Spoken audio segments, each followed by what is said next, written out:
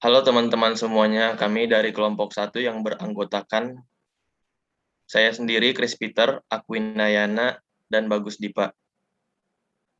Pada kesempatan kali ini, kami akan membahas materi terkait cost of capital atau biaya modal.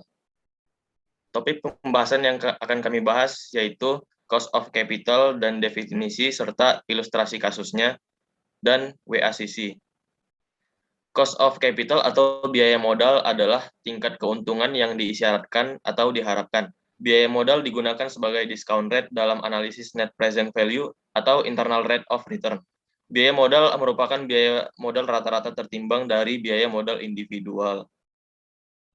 Untuk menghitung biaya modal rata-rata tertimbang, ada beberapa langkah yang harus dilakukan. Yang pertama, mengidentifikasi sumber dana, menghitung biaya modal individual atau biaya modal untuk setiap sumber dana, menghitung proporsi dari masing-masing sumber dana, menghitung rata-rata tertimbang dengan menggunakan proporsi dana sebagai pembobot. Secara umum, sumber dana biasanya berasal dari hutang dan saham. Utang terdiri dari utang bank atau utang melalui obligasi. Pemberi utang akan memperoleh bunga atas pinjaman yang diberikan.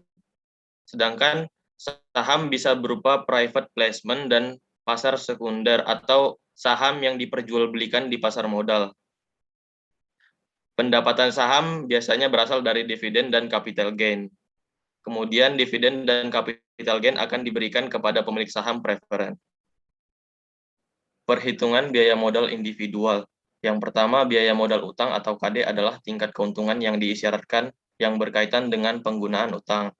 Rumusnya adalah KD sama dengan KD kali 1 min T. Berikut adalah ilustrasinya. Perusahaan menggunakan utang untuk mendanai suatu proyek dengan bunga sebesar 20% dan dengan tingkat pajak adalah 30%. Berapa biaya modal utang?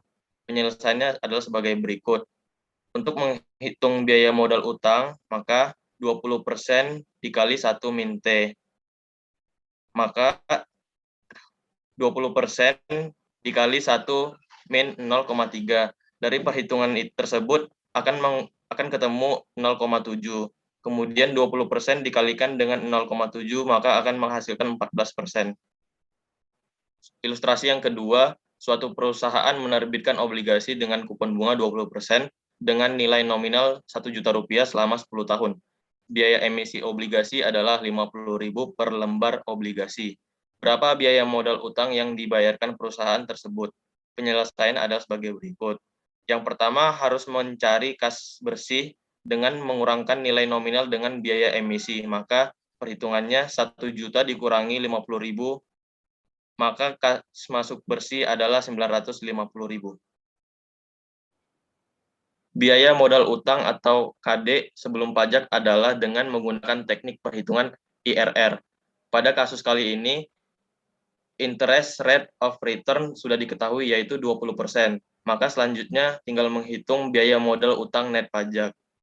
Interest rate of return tersebut bisa digunakan untuk menghitung biaya modal utang net pajak. Karena itu, faktor pajak bisa dimasukkan agar diperoleh biaya modal utang net pajak. Biaya modal utang net pajak dengan tingkat pajak 40% dihitung sebagai berikut. Biaya modal utang net pajak sama dengan biaya modal utang dikali 1 min T, yaitu 21% dikali 1 min 0,4, maka akan ketemu 12,6%.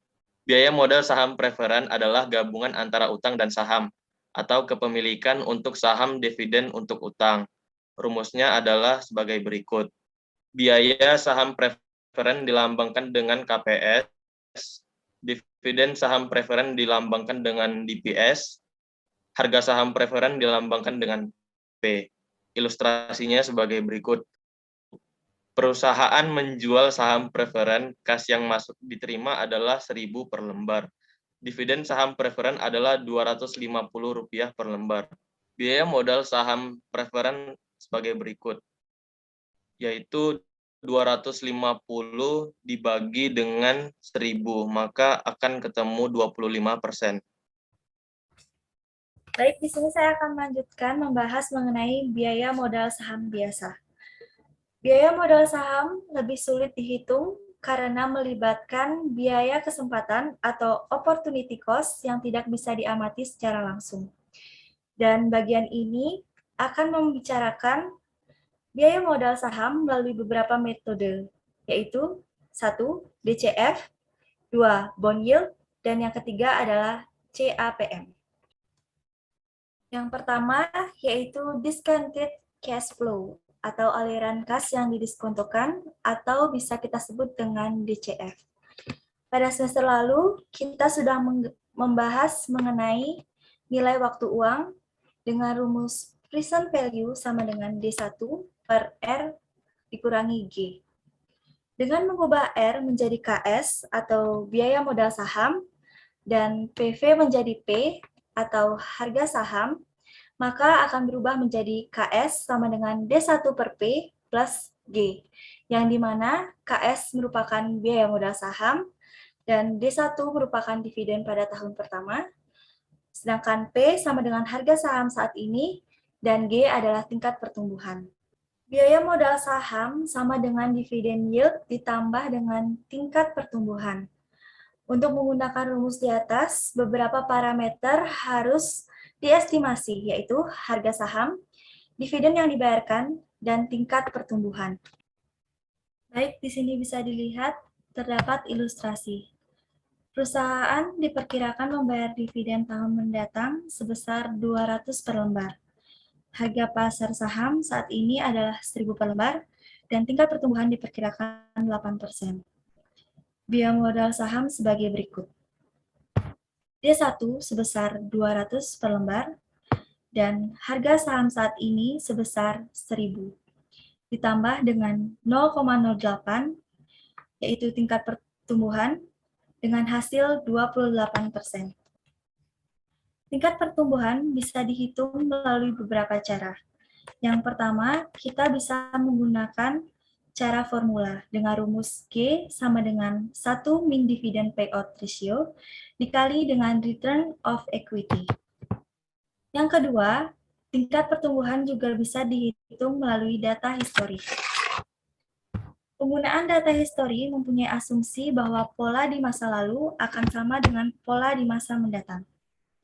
Terlihat di dalam tabel pada tahun pertama, kedua, ketiga, dan keempat, dan kelima, terdapat dividen per share, dan di sini kita akan mencari pertumbuhan per tahunnya. Begitu pula pada earning per share, yang dimana kita akan mencari tingkat pertumbuhan per tahunnya. Nah, di sini pertumbuhan dividen bisa dihitung melalui dua cara. Yang pertama yaitu pertumbuhan aritmatika dengan rumus DT1 atau bisa disebut dengan dividen tahun setelahnya dikurang dengan dividen tahun ini dibagi dengan dividen tahun ini dikali dengan 100%. Dilihat dari tabel, jika kita ingin mencari dividen pada tahun ini, maka kita akan menggunakan dividen pada tahun berikutnya, yaitu sebesar 1.200 dikurangi dengan dividen pada tahun ini sebesar 1.000, dan dibagi dengan dividen tahun ini sebesar 1.000 juga, dikali dengan 100%, dan akan mendapatkan hasil sebesar 20% atau 20,00 untuk tingkat pertumbuhannya. Yang kedua, dapat menggunakan pertumbuhan geometris. Di sini, kita menggunakan log pangkat 4. Mengapa kita menggunakan log pangkat 4? Karena di sini, yang dihitung hanya 4 tahun setelah tahun pertama. Sehingga tahun pertama tidak mengalami tingkat pertumbuhan, dan G sama dengan 0,046 atau setara dengan 4,6%. Yang kedua, kita akan membahas tentang bond yield. Pendekatan yield obligasi didasarkan pada argumen bahwa tingkat keuntungan yang diisyaratkan untuk investasi yang lebih beresiko akan lebih tinggi dibandingkan dengan tingkat keuntungan investasi yang lebih kecil. Saham mempunyai resiko yang lebih tinggi dibandingkan obligasi. Jika terjadi kebangkrutan, pemegang saham mempunyai prioritas klaim yang lebih kecil dibandingkan dengan obligasi. Hal tersebut berarti kas dari likuidasi akan diberikan ke pemegang utang. Jika masih ada kas tersisa, baru pemegang saham akan memperoleh bagiannya. Biasanya tidak ada kas yang tersisa untuk pemegang saham, karena saham mempunyai risiko yang lebih tinggi dibandingkan obligasi. Tingkat keuntungan yang diisyaratkan akan lebih tinggi dibandingkan dengan tingkat keuntungan yang diisyaratkan untuk obligasi. Untuk rumus mengenai bond yield adalah KS sama dengan yield obligasi ditambah dengan premi risiko. Sebagai ilustrasi, suatu perusahaan mengeluarkan obligasi yang membayar kupon bunga sebesar 2.000 dengan nilai nominal 10.000. Saat ini, harga pasar obligasi tersebut adalah 9.500. Selisih tingkat keuntungan saham di atas obligasi selama 5 tahun terakhir adalah 7%. Dengan pendekatan yield obligasi, KS bisa dihitung sebagai berikut ini. Pertama-tama, kita akan menghitung yield obligasi dengan cara bunga dibagi dengan harga pasar obligasi, yaitu dengan bunga sebesar 2.000 dibagi dengan harga pasar obligasi sebesar 9.000 dengan hasil 22,22%. Dan di sini kita akan mencari KS-nya dengan rumus yang tadi, yield obligasi ditambah premi risiko. Yield obligasinya sudah kita dapatkan sebesar 22,22% dan ditambahkan dengan premi risiko sebesar 7% akan mendapatkan hasil sebesar 29%. Yang ketiga yaitu pendekatan CAPM atau Capital Asset Pricing Model. Model CAPM menggunakan argumen yang sama dengan pendekatan yield obligasi sebelumnya. Menurut CAPM, tingkat keuntungan yang diisyaratkan untuk saham sama dengan tingkat keuntungan bebas risiko ditambah dengan premi risiko. Secara spesifik, model CAPM bisa dituliskan sebagai berikut. KS atau tingkat keuntungan yang diisyaratkan untuk saham sama dengan tingkat keuntungan bebas risiko ditambah risiko sistematis dikali dengan tingkat keuntungan pasar dikurang lagi dengan tingkat keuntungan bebas risiko. Sebagai ilustrasi, berdasarkan estimasi dengan model pasar, estimasi beta suatu saham menghasilkan koefisiensi regresi sebesar 0,686. Misalkan, tingkat bunga tabungan di bank pemerintah adalah 15% dan premi risiko adalah 10%, maka tingkat keuntungan yang diisyaratkan untuk saham adalah sebagai berikut. KS sama dengan 15%. 15% itu adalah tingkat keuntungan bebas risiko dan ditambah dengan 0,686 atau itu bisa disebut dengan beta, bisa disebut dengan koefisien regresi, dan dikali dengan premi risiko sebesar 100%, dan mendapatkan hasil sebesar 22%. Selanjutnya ada biaya modal rata tertimbang atau bisa disebut dengan WACC. Bagaimana sih cara menghitung biaya modal secara keseluruhan? Cara menghitungnya adalah dengan menghitung Weighted Average Cost of Capital atau WACC dengan rumus WACC adalah WD dikalikan dengan KD dalam kurung 1 min T ditambah WP dikalikan KP plus WS dikalikan KS atau KE. Jadi di sini WACC adalah biaya modal rata tertimbang, WD adalah persentase hutang dari modal, WP adalah persentase saham preferen dari modal, WS adalah persentase saham biasa atau laba ditahan dari modal, KD adalah biaya hutang, KP adalah biaya saham preferen, KS adalah biaya laba ditahan, KI adalah biaya saham biasa baru, dan T adalah pajak dalam bentuk persentase. Jadi persentase hutang dari modal, persentase saham preferred dari modal, dan persentase saham biasa atau laba ditahan itu didasarkan pada sasaran struktur modal atau capital struktur perusahaan yang dihitung dengan nilai pasar atau market value-nya. Perlu kita ketahui bahwa setiap perusahaan harus memiliki suatu struktur modal yang dapat meminimumkan biaya modal sehingga dapat memaksimalkan harga saham. Jadi di sini ada satu contoh soal, target struktur modal perusahaan adalah 30% hutang, 10% saham preferred, dan 60% modal sendiri, atau berasal dari laba ditahan.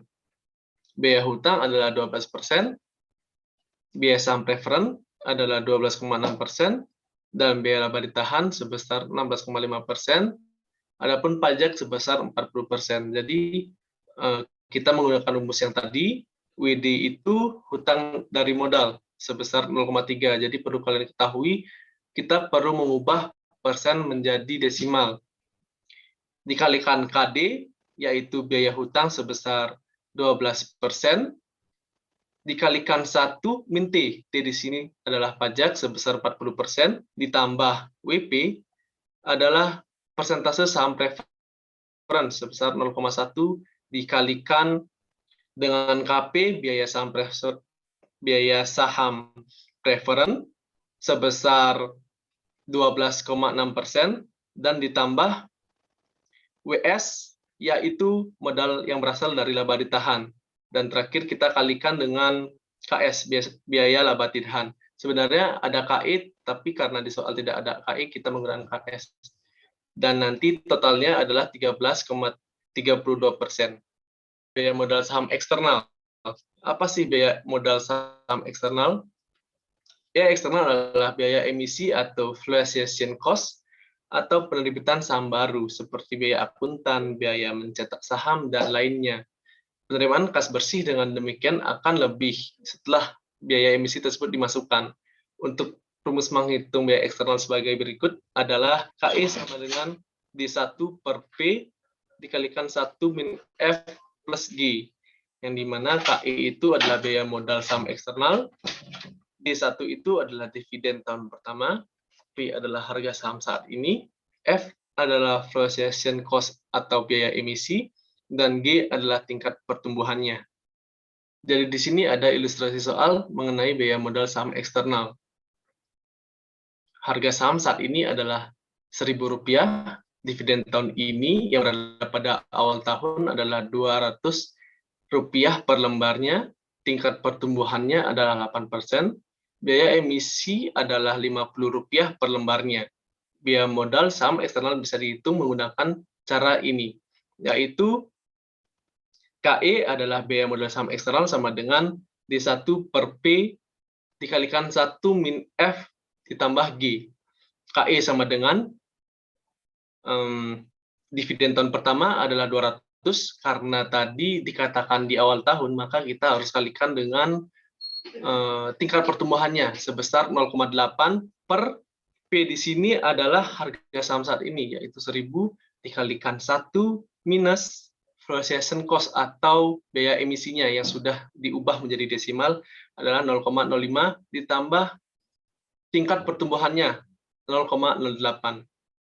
Jadi setelah dihitung-hitung maka hasil akhirnya adalah 0,31 atau bisa dikatakan 31%. Selanjutnya ada biaya modal marginal dan biaya modal rata. Biaya modal rata berbeda dengan biaya modal marginal. Biaya modal marginal merupakan biaya yang diperoleh sebagai akibat bertambahnya dana modal yang diperolehnya.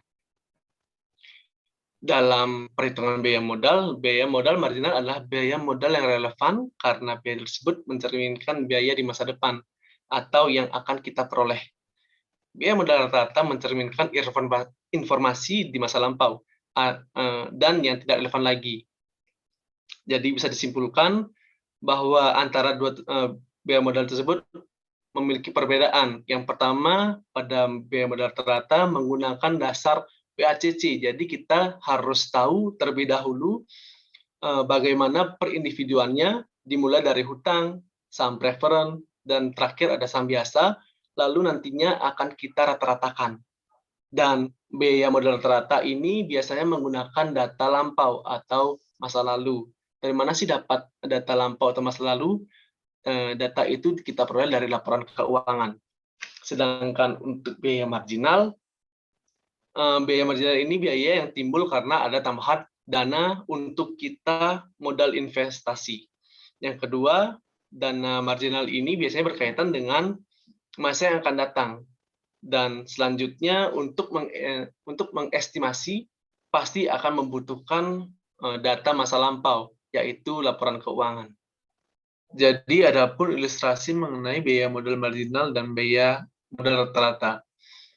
Perusahaan memiliki dua jenis hutang. Yang pertama, hutang 200 juta dengan bunga 10%. Yang kedua, hutang 200 juta dengan bunga 15%. Nah, di sini perusahaan memutuskan untuk menambahkan tambahan pinjaman sebesar 200 juta, sehingga bunga diperoleh meningkat sebesar 20%. Jadi, dari awalnya 15% meningkat menjadi 20%. Nah, itulah yang disebut dengan biaya modal marginal. Jadi di sini biaya modal marginalnya adalah 20% karena biaya tersebut merupakan biaya modal yang diperoleh dari masuknya modal baru atau investasi baru. Sehingga biaya modal rata-rata tertimbang untuk hutang ini adalah 10% ditambah dengan 15% dan ditambah dengan 20% dibagi 3 yang hasilnya menjadi 15%. Nah, selanjutnya ada lompatan dalam biaya modal rata, tertimbang, dan schedule investasi. Jika biaya modal salah satu komponen berubah, maka akan ada lompatan dalam biaya modal rata tertimbang. Misalkan saja, struktur modal yang dilakukan oleh perusahaan adalah modal saham, utang, dan terakhir saham preference sebesar 60%, 30%, dan 10% berturut-turut itu ya. Biaya modal utang sesudah pajak, saham preferen, dan saham biasa adalah 12,6%, sesudah pajak 20%, dan 25% berturut-turut. WACC untuk komposisi tersebut adalah WACC sama dengan utang dikalikan biaya modal utang, yang dimana 0,3 dikalikan 12,6, ditambah saham preferen, dikalikan saham preferen yang sudah kena pajak, ditambah modal saham dikalikan saham biasa yang nanti akhirnya menjadi 20,78%. Sebagai ilustrasi, perusahaan mempunyai kesempatan investasi sebesar 200 juta. Jika perusahaan ingin mempertahankan struktur modalnya, maka untuk mendanai 200 juta tersebut, bagaimana komposisi sumber dana yang harus dikeluarkan oleh perusahaan? Nah, teman-teman, jadi di sini ada tabel yang merupakan komposisi sumber dana yang harus dikeluarkan oleh perusahaan, di mana komponen utamanya adalah utang, proporsinya nanti akan dikalikan dengan investasi sebesar 200 juta, jadinya 60 juta. Yang kedua ada saham preferen dengan proporsi 10%, akan dikalikan juga dengan investasinya sebesar 200 juta, yang hasilnya akan 20 juta. Dan komponen terakhir adalah saham biasa dengan proporsi 60%, nantinya juga akan dikalikan dengan investasi sebesar 200 juta, yang nantinya adalah 120 juta. Ilustrasi kedua, sebagai contoh, perusahaan bisa menggunakan utang dengan tingkat bunga 12,6% net pajak sampai dengan 40 juta rupiah. Karena utang yang diperlukan adalah 60 juta rupiah, melebihi batas 40 juta, perusahaan terpaksa memperoleh tingkat bunga baru yang lebih mahal, yaitu misal 15%. Peningkatan ini terjadi karena utang semakin meningkat, yang berarti tingkat risiko yang semakin tinggi. Lompatan karena penggunaan utang yang baru bisa dihitung sebagai berikut, dengan menggunakan batas dana sama dengan utang saat ini per persentase utang, yang dimana utang saat ini adalah 40 juta, dibagi dengan persentase utang yaitu 0,3 sama dengan 133 juta. Alokasi dana sebesar 133 juta adalah sebagai berikut, yang dimana utang sama dengan 30% dikalikan 133 juta sama dengan 40 juta, saham preferen sama dengan 10% dikalikan 133 juta sama dengan 13 juta, laba yang ditahan sama dengan 60% dikalikan 133 juta sama dengan 80 juta, dan totalnya adalah 133 juta. Jadi WACC-nya adalah 0,3 dikalikan 15. 15 ini didapat karena utangnya bertambah dari 12,6% menjadi 15%.